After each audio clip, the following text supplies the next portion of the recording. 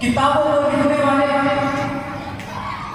जब अपनी किताब को लिखते हैं तो लिखने के बाद इस बात को वो कह देते हैं कि बात